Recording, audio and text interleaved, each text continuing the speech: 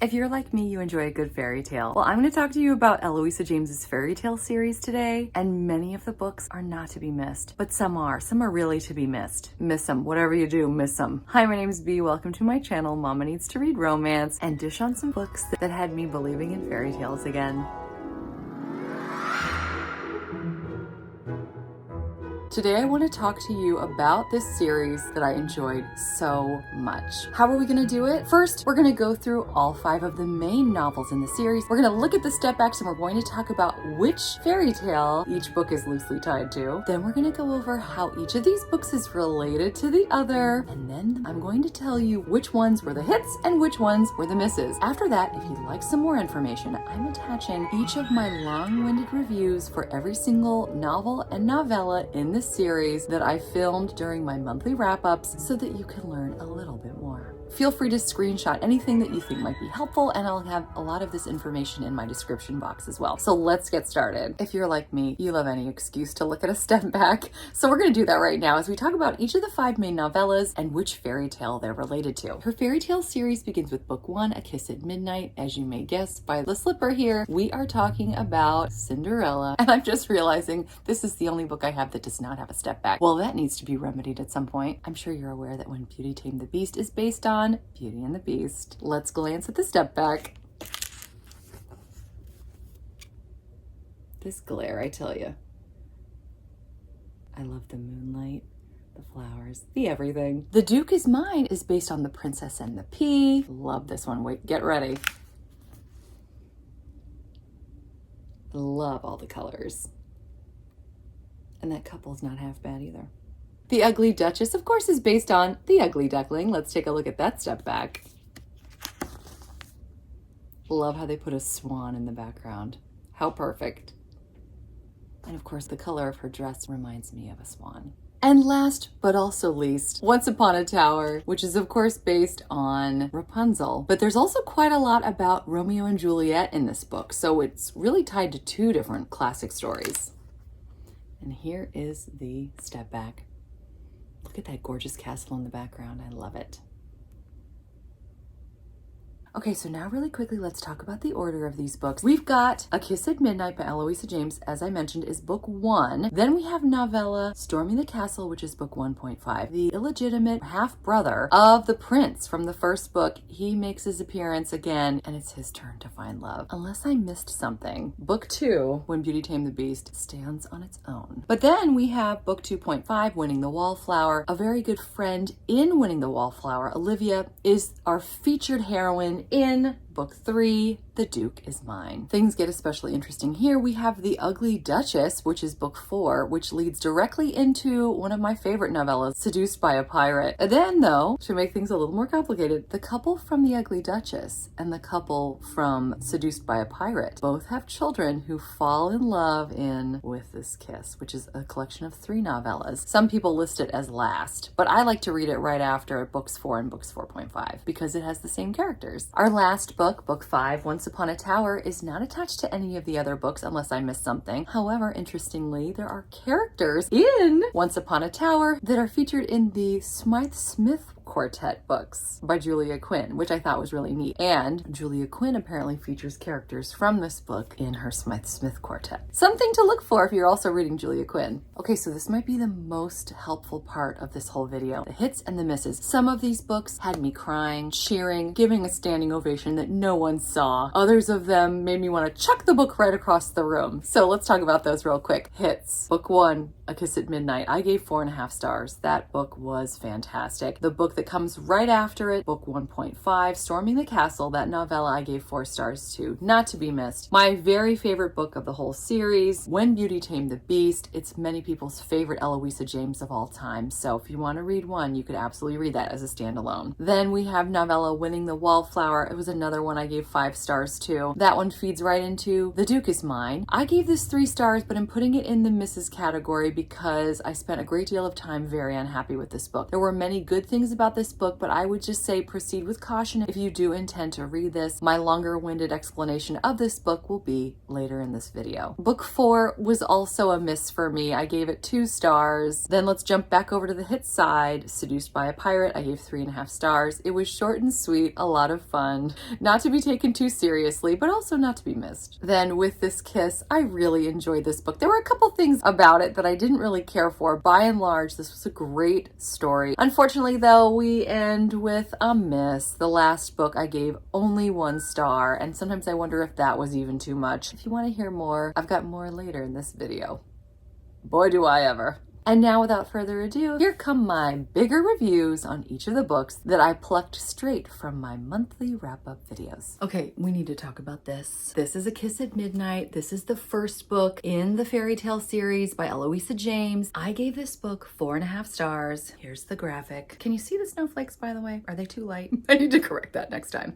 We need to talk about this. This was perfection. He did a palm kiss, by the way, which I was like, oh, I'm dying. I love a good palm kiss. The first ball he doesn't want her to go to. No. He wants her in his bedroom in the palace. It's a palace bedroom. He wants her to just lie up there and read. And he's going to come back in between spending time with people at the ball. It's basically so he can ravish her a little bit. But he's like, no, you stay up here and you read. I want you to take a bath and a nap. And I was like, this is the perfect man. This is who I need in my life. It was wonderful. Now, does she go to a ball? Yes. Does she get ravished by a prince? Oh, yes. Does she get a makeover? You betcha.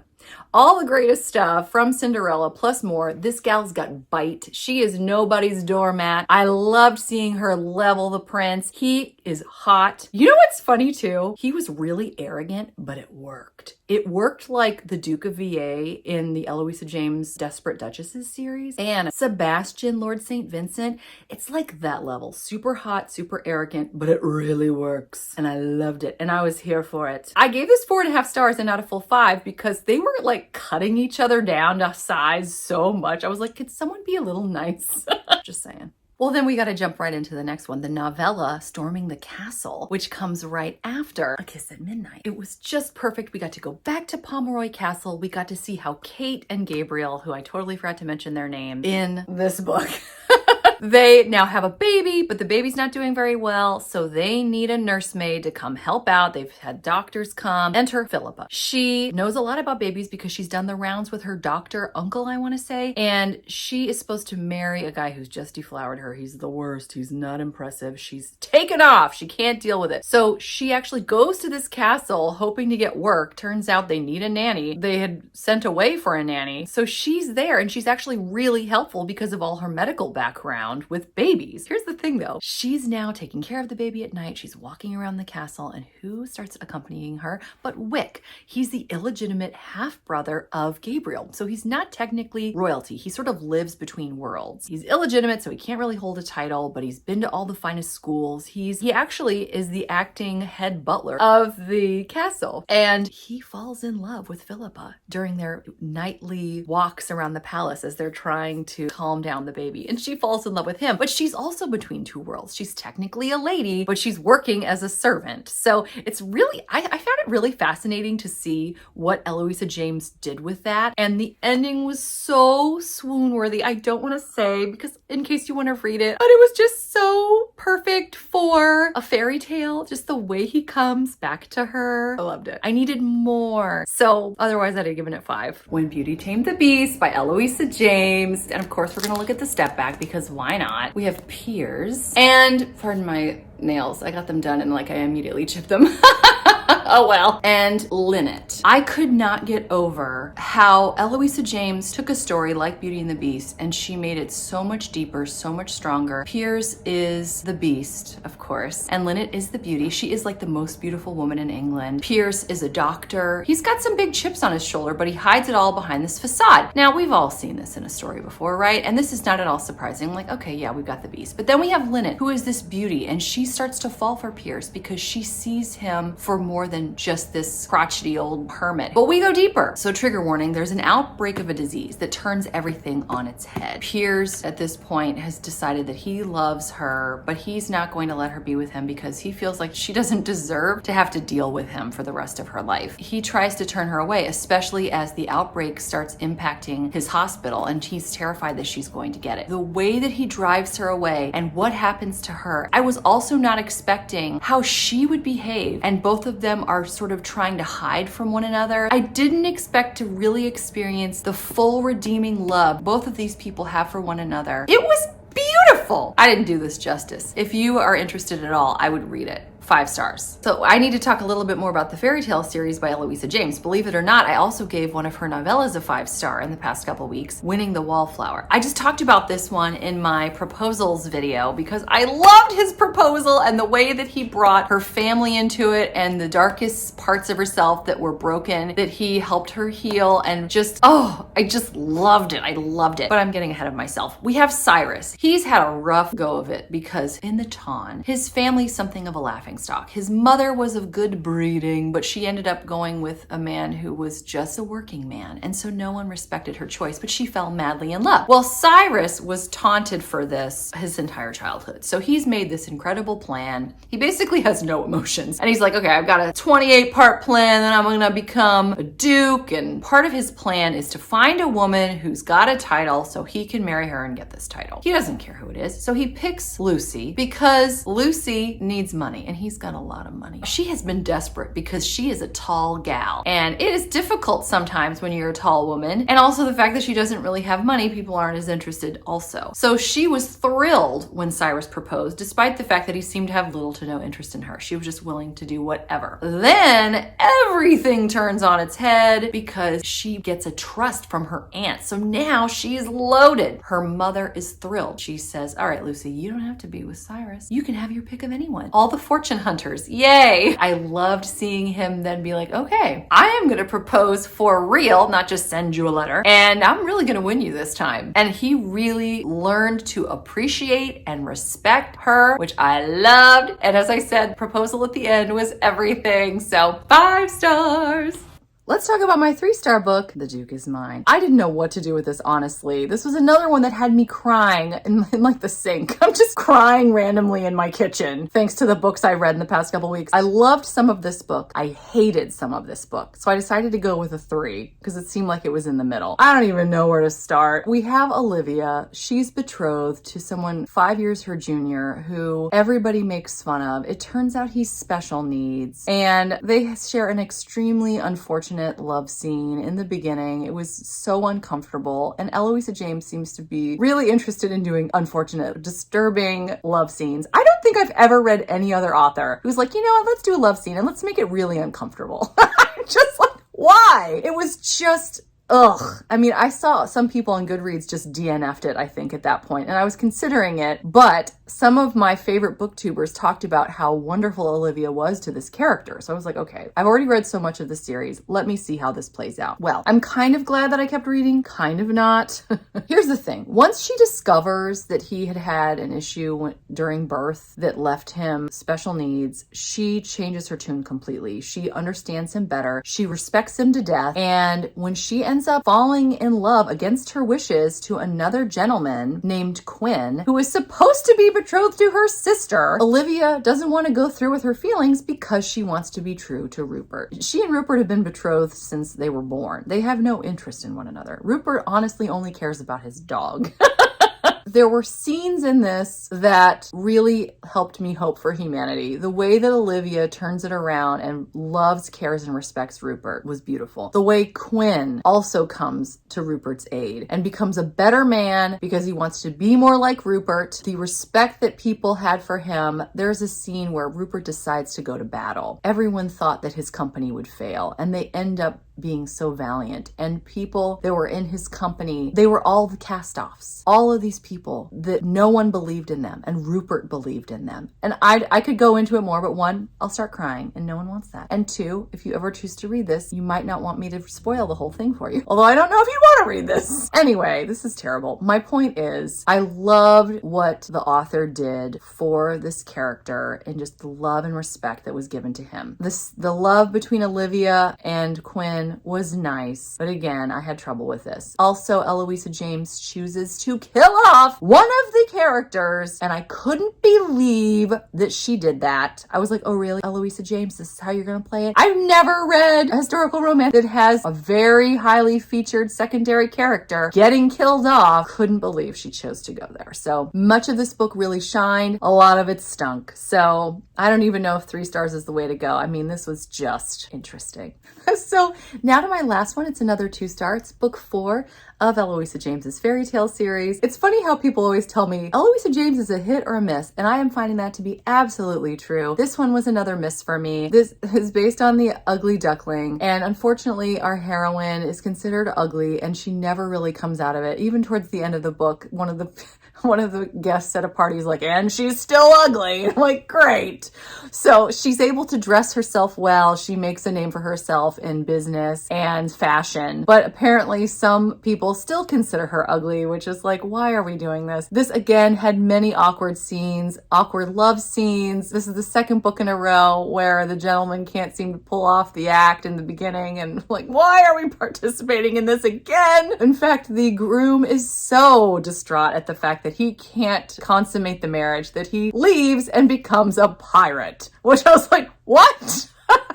I mean, this book was insane. In fact, her name is Theo, and he calls her Daisy throughout the book, and it's not even fun. She hates it. And what's funny is, I'll tell you this, a little sneak peek to the next book in this series. The main character, again, is not willing or able to call the heroine by her name, and it annoys them. It's not endearing. Call the heroines by their names, please. I don't understand. Anyway, I tell you, this book, it was even worse because apparently Theo, the girl, and James, the guy, they were raised as brother and sister. James's father says, look, I need her money, so I need you to marry her because I've kind of already stolen from her, so go ahead and marry her and then I can have the rest of the money. So James is like, I'm not going to do that, but I will do that. So James and Theo decide, oh wait, we are attracted to each other all of a sudden. Let's get married. Then she discovers that he married her for her money. It's just a mess. I don't know. I don't even know. Should I have given it 2 stars? I mean, the pirate twist was very interesting. Pilot twist would have been even more interesting in Regency period. But anyway, he comes back, he seduces her, they fall back in love. There's a nice ending years later when they have their children, which was sweet. This book, I don't understand. My first of 2 3.5 stars this month so far, Seduced by a Pirate by Eloisa James. It's book 4.5 in the fairy tale series, which I'm almost done with. This novella was a lot of fun and way better than the whole novel that came before it. But again, 2 books in a row, we have a hero named Griffin who is incapable of calling the heroine by her name. He thinks her name is Poppy, and he's a pirate, he gets a tattoo of a poppy under his eye. Her name is Phoebe. She doesn't want to be called Poppy. He even named his ship the Poppy. And her name is Phoebe. Whoops! It was pretty funny, although she hated it when he called her Poppy. He tried to fix it though, unlike the last book. We have yet another Eloisa James where the guy can't do the deed. He's embarrassed. He hightails it out of there and becomes a pirate for some reason. He's injured after 14 years, so he comes home. He's not exactly excited about putting down his wild ways, but then he sets eyes on Phoebe and falls madly in love with her. She is dubious, and he does some quiet coaxing, and they wind up having some lovely scenes. The setting is gorgeous. It's set in the English countryside during the summer. They're by a lake. I loved the way she described the inside of the home. It's just so cozy, and having this big pirate bumbling around inside at first. It was beautifully done. It's very like insta-lust, then insta-love. But it was fun for a novella, and I enjoyed it. So 3.5 stars. I gave 4 stars to With This Kiss, the complete collection. This is a collection of 3 novellas novellas that follow the son and daughter of couples from previous books within the series. I enjoyed this immensely. Grace and Colin grew up together and they were friends initially, although she had a crush on Colin probably from the time she was like 8 years old. He's 6 years older than her. He didn't really notice her for the longest time. She also has a sister who is just the apple of everyone's eye. So Grace is used to playing second fiddle to her sister. Watching her fall for him, watching him come back, he is haunted. He has PTSD for sure, doesn't know how to express it to anyone other than Grace. The problem is he might be interested in Grace's sister. I loved most of this. There was a time where he's compromised and I feel like she takes a little bit of advantage of him, which I didn't really appreciate. It was a little crazy. And then at one point when he can't do anything, she like runs off. And I'm like, girl, you got him in this situation. You can't just bust out now. You got to stick with it. So that didn't work for me. But aside from that, I loved the setting. We're in the rural English countryside. There's also some traveling. Of course, there's one bed. I loved the caretaking multiple times in the book. At the end, of course, there's always a cute epilogue with their kids who are watching them as they kiss. And it's just, I don't want to give it away in case you want to read it. It was just so sweet. And I teared up and laughed at the very end. You know how when you just kind of close the book and sigh and you're like, oh, that was perfect. That was absolutely what I got with this kiss. I'm going to start with Once Upon a Tower, which is the 5th and final book of the fairy tale series by Eloisa James. Let me give you a list of what I liked in this book. We have characters from the Smythe-Smith Quartet, which you may recognize that name from the series by Julia Quinn. Eloisa James and Julia Quinn had a conversation where they thought it would be fun if they took their characters from the series they were both currently working on and wrote them into each other's series. So yes, you see various characters from the Smythe-Smith Quartet in this book, which I thought was neat. That is the end of my list of things I liked about this book. Let me tell you what I think happened based on the author's note at the end. Eloisa James got really excited about incorporating interesting things. She was listening to Yo-Yo Ma while she was writing this book, and she thought, ooh, let me add a lot of music. So our heroine, Edie, is a cellist. We hear a lot about music, We also get lines from various poets. Not only do we pull from Rapunzel, Eloisa James also takes heavily from Romeo and Juliet. So we get a tower scene and a balcony scene in this book. I'm just kind of wondering if Eloisa James got so excited and bogged down in all of these extras that she forgot to make a story that was actually good. I just hated it so much. We have not one,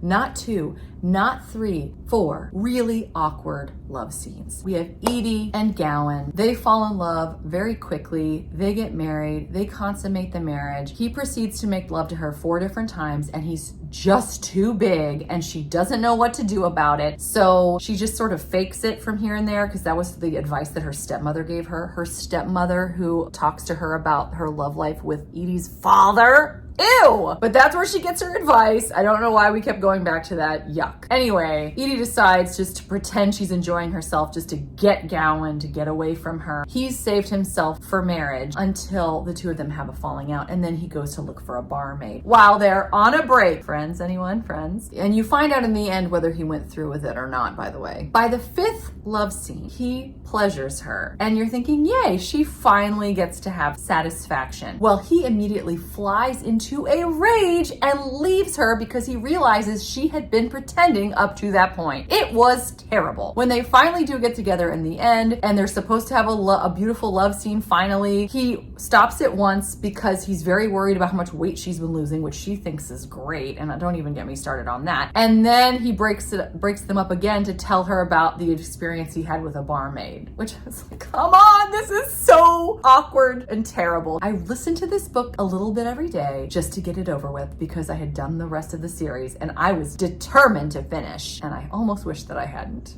So there you have it. I hope this was a helpful resource for you. If you'd like to see more of these videos, let me know. I really enjoy wrapping up a series and kind of talking more about it. I hope you're doing well. I hope you're enjoying whatever it is that you're reading, whether it's a fairy tale retelling or not. Until next time, thanks so much. Take care. Bye.